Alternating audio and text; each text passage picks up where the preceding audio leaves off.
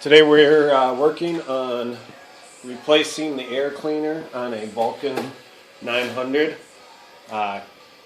classic. It shouldn't really matter whether or not it's a classic or classic LT or custom as far as the 900 goes. We're going to be removing the air cleaner assembly and replacing it with a Kuryakyn Hypercharger using a Thunder Manufacturing adapter plate. This is obviously not the original air cleaner cover, but it's the same bracketing type system. For removing the air cleaner, you're only going to need 2 Allen keys, 3/16 and a 5/32. So first, you're going to remove the 4 covers that hold on the air cleaner cover. Right now everything's just hand tight, but they really don't need a whole lot of torque to keep them on anyhow.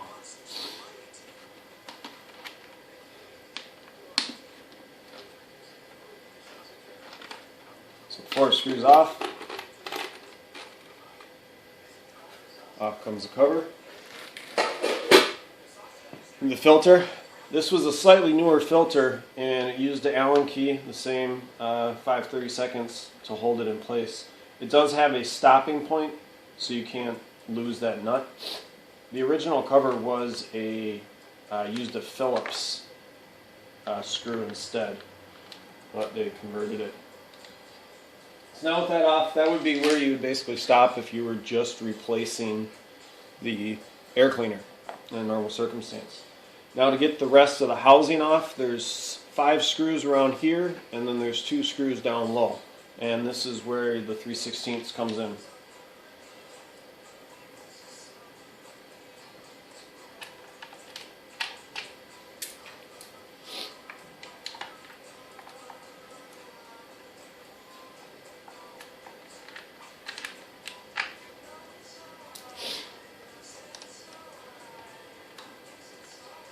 There's a hose that's up here, which you'll be removing and capping, which is basically if you were doing the marbling process, like a lot of guys do because they don't like the popping sounds that come from that. Personally, it never really bothered me a whole lot, but you do cap it off. There's also another hose on the back that will be getting attached to the Kuryakyn cover. That hose back there is a little tricky to get to. I think I already have it basically off.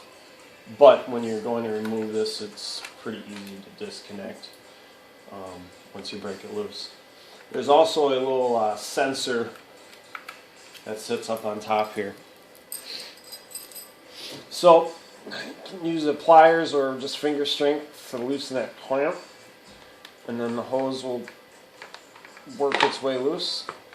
And then this electrical fitting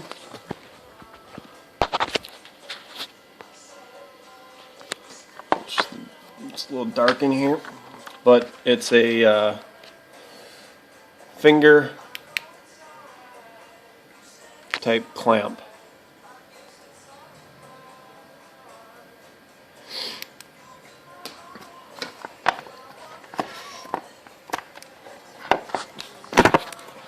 And then that comes loose. And there's that other hose.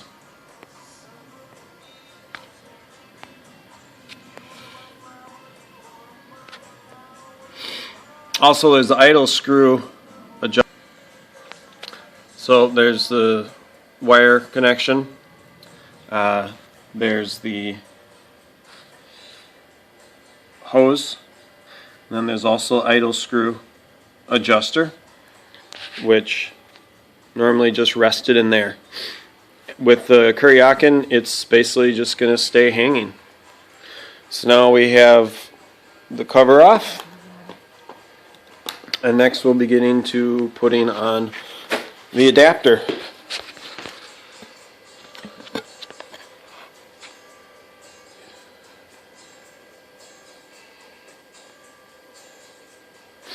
So now with the adapter, what we have is this metal plate here, screws holding it on. This will go right to the main throttle body. This screw here will be used when you remove this sensor, which is just a standard Phillips screw, but now it's going to be a hex. Kept all the screws for the air cleaner cover if you ever want to sell it to somebody, or if you sell the bike and it's better, you're better off selling its stock and selling your parts off individually. So with that adapter, that just gets threaded in. I have noticed when I was removing this Kuryakyn, I was doing a cleaning of the filter, I did notice that a lot of these steel screws were kind of corroding into all the aluminum stuff. Maybe corroding's not really the quite right word, but they didn't really want to stay together very well. So that just threads in there. The plastic barbed fitting, and then this little screw here is a 5/32 also. Is that correct? Yep, 5/32. So I'll just hold that in. The barbed fitting that is used is there for that lower hose to attach to. You probably don't really need the clamp because of the barbed. It holds itself in pretty well.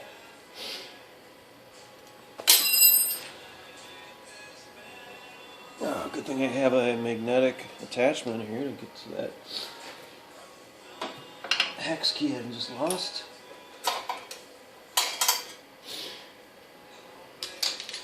So the barb attaches pretty well, but you don't want this clamp to be rattling around and making noise any more than things already do rattle on this bike. So with that attached, the electronic adapter clips back on, then the adapter, the throttle body, can go on. Now, they did not use the 5 screws that the other portion did. Also, if it's something that you're inclined to do, which I'm not going to do at this time, these are the secondary throttle bodies. Some guys like to remove them, give a little bit better airflow, but we're going to leave them in place. It's just a Phillips head type screw. I do recommend using a magnetic screwdriver or having a magnetic catcher there, that way you don't lose these screws. But pretty much you just loosen that little screw, pulls out, remove the butterflies, and now you are able to have a little bit better airflow.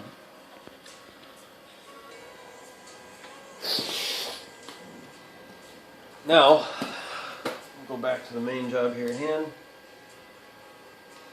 Also, that plastic barb fitting, I used a little bit of a thread sealant, like a plumber's, not really plumber's putty, but pipe dope that you use for doing gas piping, just to kind of keep them threads a little bit more lubricated. They slide on a little bit easier. That other hose I mentioned, they supply a red cap to go into that hose, and then put the clamp over it, and now it's capped off. Also, there is a plug on top of the throttle body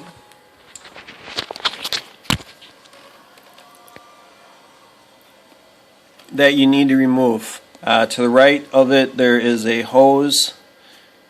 These are vacuum ports. So they will give you a hose.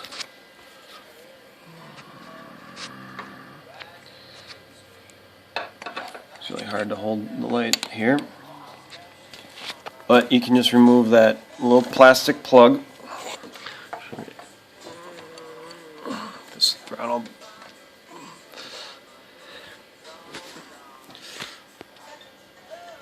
I ended up grabbing a small pliers to pull it off, but now you just have this connection point. They give you a small tubing rubber hose to go onto there. And what this will do is allow the butterflies on the front of the Hypercharger to kind of move.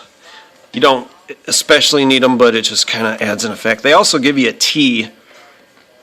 If you want to do is you can remove the other one that's there and then kind of tee these hoses off and have them both pulling at the same time, give it a little bit of smoother flutter.